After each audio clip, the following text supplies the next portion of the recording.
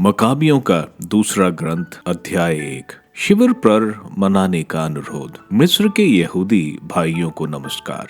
यरूशलेम और यहूदिया में रहने वाले यहूदी भाइयों की ओर से शांति और कुशल क्षेम की शुभकामनाएं। ईश्वर आपका भला करे और अपने उस विधान का ध्यान रखें जो उसने अपने भक्त सेवक इब्राहिम, इसहाक और याकूब के लिए निर्धारित किया था। वह आप सबको ऐसा मनोभाव प्रदान करे कि आप उसकी आराधना करते रहें और सारे हृदय और मन से उसकी आज्ञाओं का पालन करें। वह आपके हृदय में अपनी संहिता और आज्ञाओं के प्रति प्रेम भर दे, आपको शांति प्रदान करे, आपकी प्रार्थनाएं स्वीकार कर ले, आपको क्षमा कर दे और विपत्ति के समय आपका त्याग न करे। हम इस समय आपके लिए यही प्रार्थना करते हैं। 169वें वर्ष जब देमेत्रियुस राज्य कर रहा था, हम यहूदियों ने आपको यह लिखा था, इन दिनों हम पर घोर विपत्तियां पड़ी हैं। यासोन और उसके अनुयायियों ने पवित्र देश और राज्य के विरुद्ध विद्रोह किया,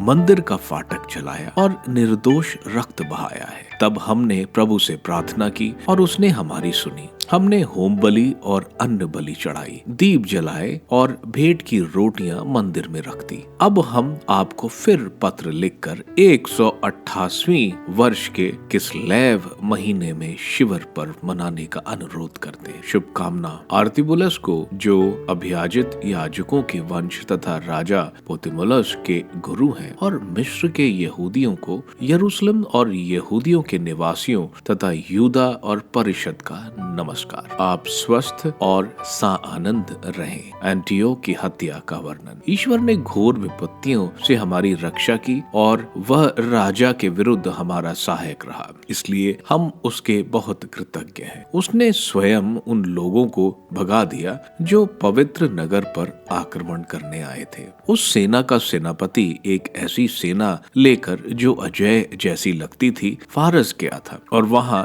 ननैया देवी के मंदिर में पुजारियों द्वारा टुकड़े टुकड़े कर दिया गया। ननैया के पुजारियों ने षड्यंत्र रचा। एंटियोक देवी के साथ विवाह करने के बहाने अपने सहचरों के साथ वहां आया। उसने सोचा कि इस तरह दहेज रूप में मंदिर की सारी संपत्ति उसके हाथ आ जाएगी। ननैया के पुजारियों ने मंदिर की संपत्ति निकालकर प्रदर्शित की और एंटियोक ने थोड़े ही लोग के साथ मंदिर के क्षेत्र में प्रवेश किया। उसके प्रवेश करते ही पुजारियों ने द्वार बंद कर दिया। फिर वे छत पर गुप्त दरवाजे खोलकर उन पर पत्थर फेंकने लगे और सेनापति को और उसके आदमियों को मार गिराया। इसके बाद उन्होंने एंटियोक के टुकड़े टुकड़े कर और उसके सिर काट कर उन्हें बाहर खड़े लोगों के सामने फेंक दिया। ईश्वर सदा सर्वदा धन्य है, उसने विधर्मियों की मृत्यु के हवाले कर दिया। नवतार एक अनोखे द्रव्य की प्राप्ति। किस्लेव मास के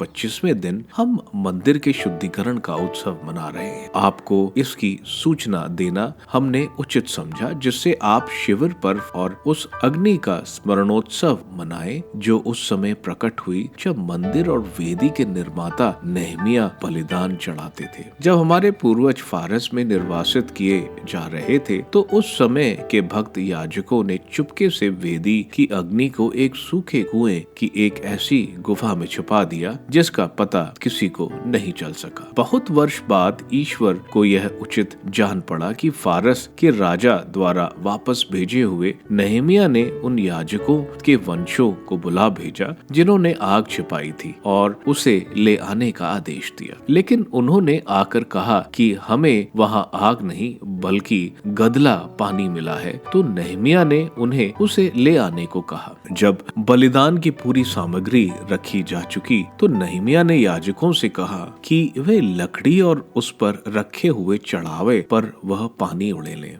उन्होंने वैसा ही किया। कुछ देर बाद बादलों के फट जाने से सूर्य प्रकट हुआ और वेदी पर से आग की लपटें जोरों से उठने लगी। सब लोग आश्चर्य करने लगे। जिस समय होम बलि जल रही थी, याजक और सभी लोग प्रार्थना कर रहे थे। योनाथान पहले प्रार्थना सुनाते थे और अन्य लोग नेहमिया के साथ उसके शब्द दोहराते थे। प्रार्थना इस प्रकार थी, प्रभु प्रभु ईश्वर सबके सृष्टा, भीषण शक्तिशाली, न्यायी और करुणामय, तू ही राजा तू ही भला है, तू ही दाता है, तू ही न्यायी है, सर्वशक्तिशाली और शाश्वत है। तू सभी विपत्तियों से इज़राइल की रक्षा करता है। तूने हमारे पूर्वजों को चुना और पवित्र किया। तू अपनी समस्त प्रजा इज़राइल के लिए चढ़ाया हुआ यह बलिदान स्वीकार कर। तू अपनी विरासत सुरक्षित रख और उसे पवित्र कर। हमारे निर्वासितों को एकत्र कर जो गैर यहूदी राष्ट्रों में दास है, उन्हें मुक्त कर। जो तिरस्कृत और उपेक्षित है, उन पर दया दृष्टि कर, जिससे गैर यहूदी राष्ट्र जान जाए कि तू हमारा ईश्वर है। जो लोग हम पर अत्याचार करते और घमंड के आवेश में हमारा अपमान करते हैं, तू उन्हें दंडित कर। जैसा मूसा ने कहा था, तू अपनी प्रजा को फिर इस पवित्र भूमि पर स्थापित कर। इसके बाद याजक भजन गाते थे। जब होम बलि जल चुकी थी तो नहमिया ने बचा हुआ पानी बड़े पेड़ पर उड़ेलने का आदेश दिया। जैसे ही ऐसा किया गया, पत्थरों से एक ज्वाला निकली